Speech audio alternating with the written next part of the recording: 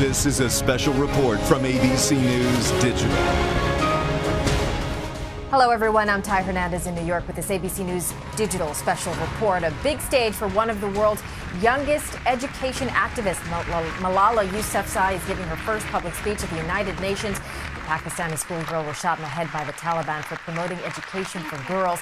This address to a special gathering of young people comes on her 16th birthday, and you can see they are standing and applauding as she takes the podium. Let's listen in.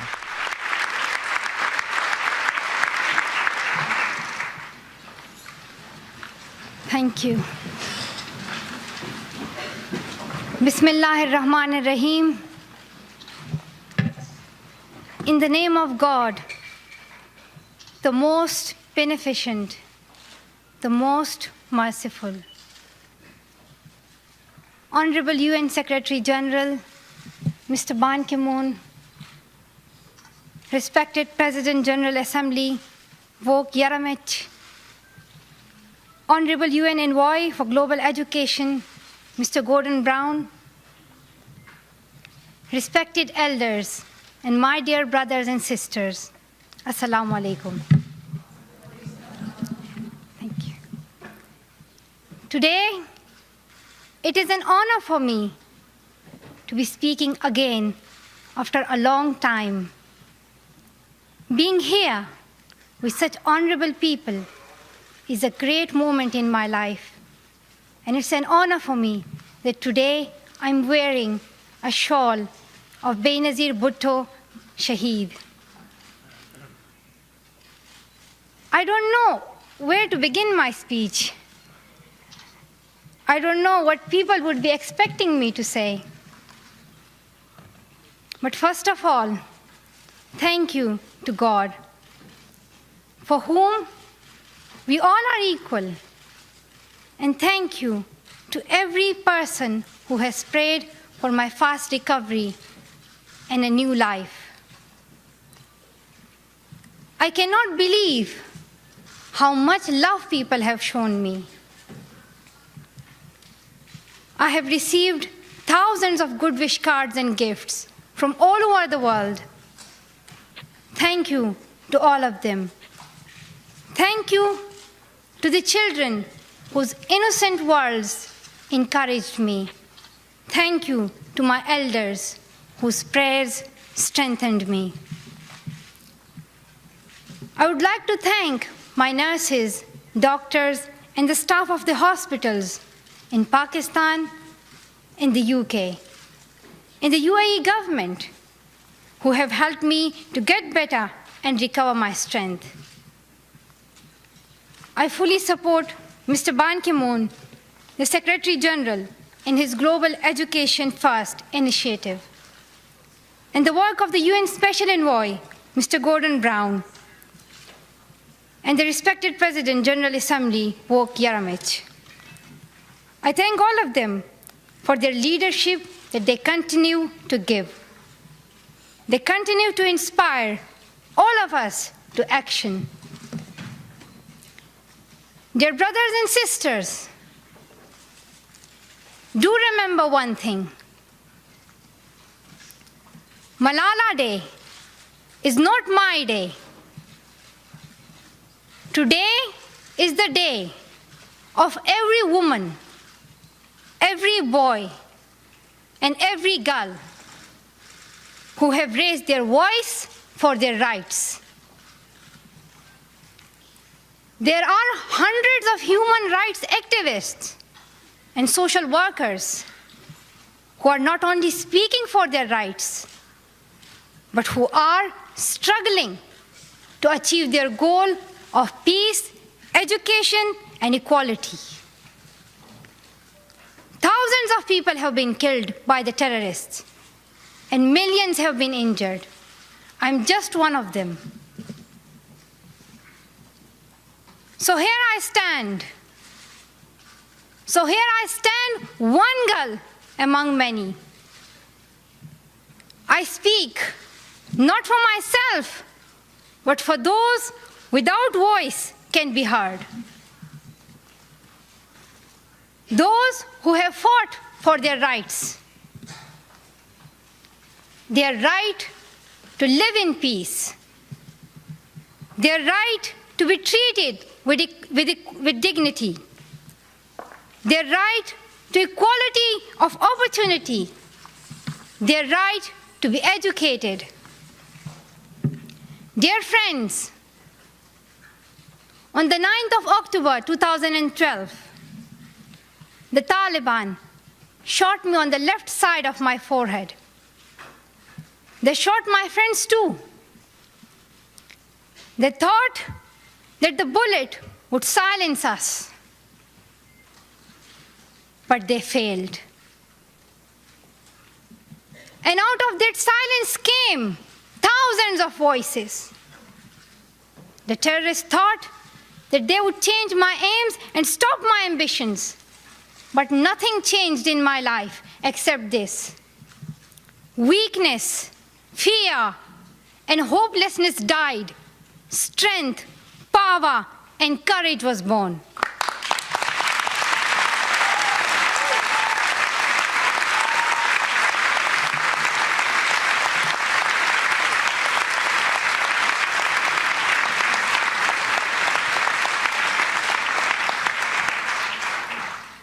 I am the same Malala. My ambitions are the same. My hopes are the same. And my dreams are the same. Dear sisters and brothers, I'm not against anyone. Neither am I here to speak in terms of personal revenge against the Taliban or any other terrorist group. I'm here to speak up for the right of education of every child.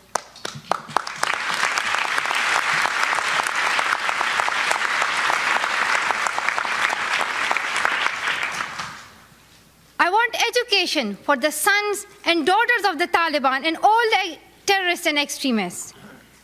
I do not even hate the Talib who shot me. Even if there is a gun in my hand and he stands in front of me, I would not shoot him. This is the compassion that I have learned from Muhammad, the Prophet of Mercy, and Jesus Christ and Lord Buddha.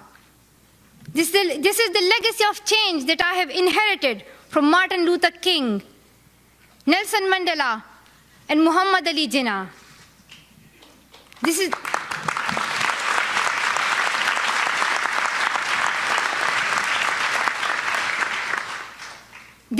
the philosophy of non-violence that I have learned from Gandhiji, Bacha Khan, and Mother Teresa. And this is the forgiveness that I have learned from my father and from my mother. And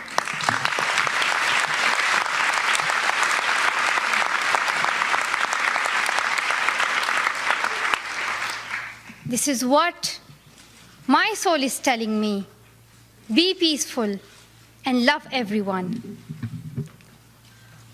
Dear sisters and brothers, we realize the importance of light when we see darkness. We realize the importance of our voice when we are silenced. In the same way, when we were in Swat, the north of Pakistan, we realized the importance of pens and books when we saw the guns. The wise saying, "The pen is mightier than sword," was true. The extremists were and they are afraid of books and pens. The power of education frightens them. They are afraid of women. The power of the voice of women frightens them. And that is why they killed 14 innocent students in the recent attack in Quetta. And that is why they killed female teachers and polio workers in Khyber Pakhtunkhwa. That is why they're blasting schools every day, because they were and they are afraid of change, afraid of equality that we will bring into our society. And I remember that there was a boy in our school who was asked by a journalist, "Why are the Taliban against education?" He answered very simply by pointing to his book. He said, "A Talib doesn't know what is written inside this book. They think that God is a tiny little conservative being who'd send girls to the hell just because of going to school. The terrorists are misusing the name of Islam and Pashtun society for their own personal benefits."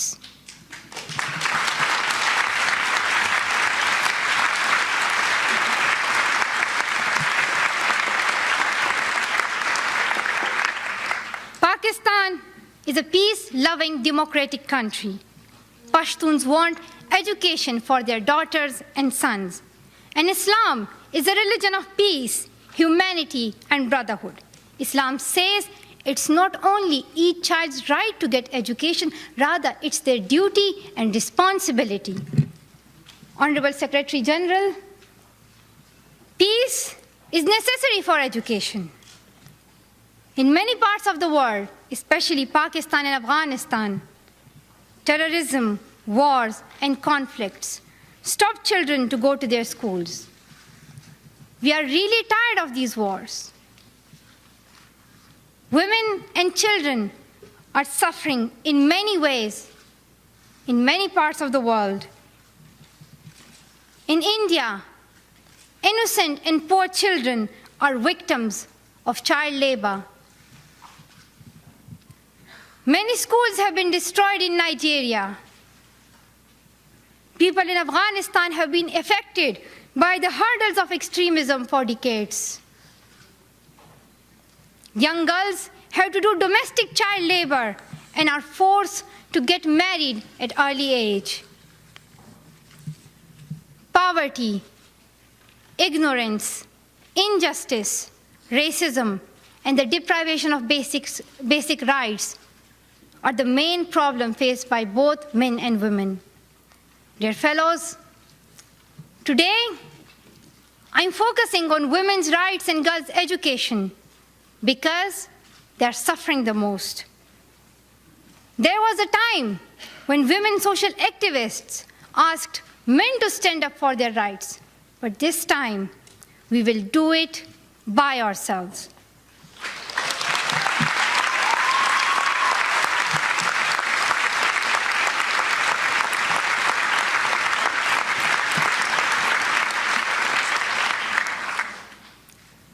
I'm not telling men to step away from speaking for women's rights. Rather, I'm focusing on women to be independent, to fight for themselves. So, dear sisters and brothers, now it's time to speak up. So today, we call upon the world leaders to change their strategic policies in favor of peace and prosperity. We call upon the world leaders that all the peace deals must protect women's and children's rights. A deal that goes against the rights of women is unacceptable.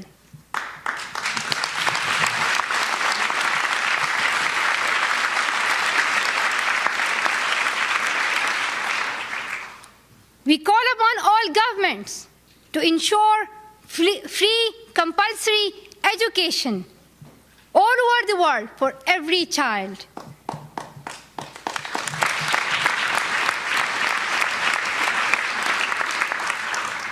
We call upon all the governments to fight against terrorism and violence, to protect children from brutality and harm. We call upon the developed nations to support the expansion of educational opportunities for girls in the developing world. We call upon all the communities to be tolerant, to reject prejudice based on caste, creed, sect, color, religion, or gender, to ensure freedom and equality for women so that they can flourish. We cannot all succeed when half of us are held back. We call upon our sisters around the world to be brave, to embrace the strength within themselves and realize their full potential. Dear brothers and sisters, we want schools and education for every child's bright future. We will continue our journey to our destination of peace and education. No one can stop us. We will speak up for our rights, and we will bring change through our voice. We believe in the power and the strength of our words. Our words can change the whole world because we are all together, united for the cause of education. And if we want to achieve our goal, then let us empower ourselves with the weapon of knowledge. And let us shield ourselves with unity and togetherness. Dear brothers and sisters, we must not forget that millions of people are suffering from poverty, injustice, and ignorance. We must not forget that millions of children are out of their schools. We must not forget that our sisters and brothers are waiting for a bright, peaceful future. So let us wage a global struggle against illiteracy, poverty, and terrorism. Let us pick up our books and our pens. They are our most powerful weapons. One child, one teacher, one book, and one pen can change the world. Education is the only solution. Education first. Thank you.